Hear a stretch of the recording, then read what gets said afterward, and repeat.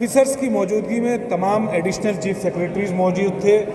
कर्नाटका में अल्पसंख्यक मंत्रालय का एक छोटा सा रिपोर्ट मुझे ये बताते हुए भी खुशी हो रही है कि इसके लिए सेना के लिए भर्ती होने के लिए अल्पसंख्यक समुदाय के जवानों को हज कमेटी का गठन कर दे। मणिपड़ी रिपोर्ट जो कि 2012 में लाई गई थी, तुरंत सीबीआई इंक्वायरी के लिए रिकमेंडेशन कर देना चाहिए। सर बताइए सर, आज का जो मीटिंग का इजलास हुआ है उसके बारे में सिर्फ आज का नहीं, मैं Atif Rashid, national minorities commission का वाइस चेयरमैन, आप सभी पत्रकार साथियों का अभिनंदन करता हूं, स्वागत करता हूं। और एक आज ये बड़ा भी संवाद रखा था। इससे पहले हमने सचिवालय में ऑफिसर्स की मौजूदगी में तमाम एडिशनल चीफ सेक्रेटरीज मौजूद थे, तमाम संबंधित विभागों के प्रिंसिपल सेक्रेटरीज मौजूद थे। लगभग पिछले 2-3 साल की हमने एक समीक्षा करी कि पिछले 3 साल में केंद्र सरकार की योजनाओं का कितना प्रतिशत नीचे उतरा और कितना प्रतिशत राज्य सरकार की योजनाओं का नीचे उतरा। मुझे ये बताते हुए बेहद खुशी हो रही है कि कर्नाटका में अल्पसंख्यक मंत्रालय का एक छोटा सा रिपोर्ट मैं आपको बताना चाहता हूँ। अंडर प्राइम मिनिस्टर जन विकास कार्यक्रम, ministry of minority affairs has approved ₹870 crore.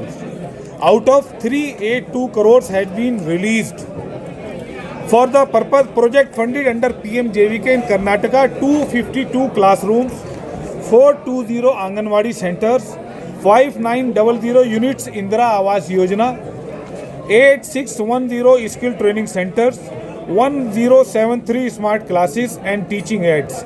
So far 22 lakh scholarships have been sanctioned with an amount of ₹388 crores in the past 5 years under pre-matric scholarship from National Minority Affairs Ministry, Bharat Sarkar. Under post-matric scholarship, 2,60,000 scholarship has been released, amounting to 169 crore. 74,000 merit cum means scholarship to the tune of 188 crores has been released so far in the past 5 years. Totally 747 crores have been released under various scholarships during the past 5 years in Karnataka. Under Maulana Azad National Fellowship, 126 fellowship scheme has been sanctioned in Kerala during the past 5 years. There are so many schemes जो कि प्रधानमंत्री जन विकास कार्यक्रम और other योजनाओं के तहत से भारत सरकार द्वारा चलाया जा रहा है।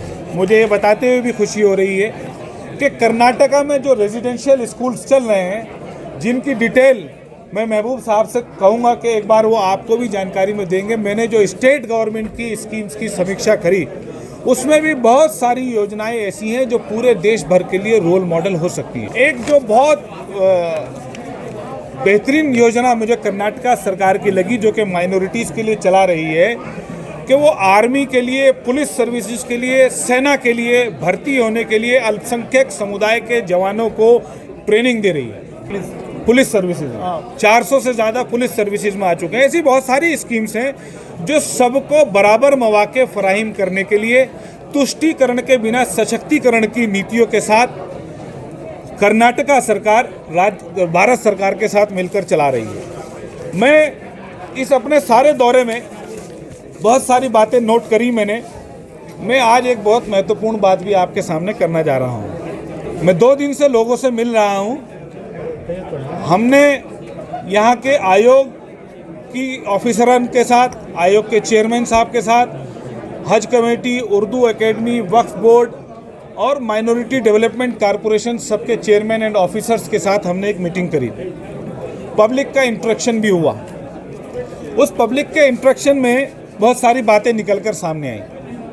एक मैं आज आप लोगों के माध्यम से और अपनी रिकमेंडेशन के भी माध्यम से ये सरकार से चाहूँगा कि कर्नाटका राज्य सरकार यथाशीघ्र हज कमेटी का गठन कर दे।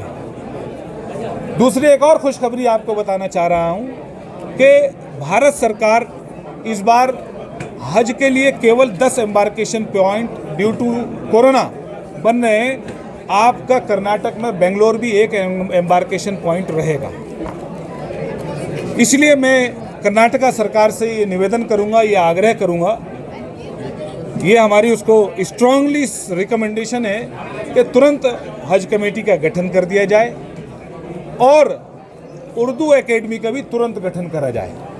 उर्दू एकेडमी के ताल्लुक से बहुत सारी बातें हमारे पास जानकारी में आई हैं जो हम कर्नाटका को सरकार को देंगे। अनवर मणिपल्ली रिपोर्ट जो है, जो कि 2012 में लाई गई थी, मैं आज इस चैनल के माध्यम से, आपके माध्यम से और अपनी जो रिकमेंडेशन दूंगा उसके माध्यम से कर्नाटका सरकार को स्ट्रांगली रिकमेंड करता हूं कि उस रिपोर्ट के आधार पर तुरंत सीबीआई इंक्वायरी के लिए रिकमेंडेशन कर देना चाहिए। और यदि कर्नाटका सरकार ऐसा नहीं करती है तो अल्पसंख्यक आयोग भारत सरकार का सुओ मोटो कॉग्निजेंस लेकर सीबीआई इंक्वायरी के लिए रिकमेंडेशन करेगा।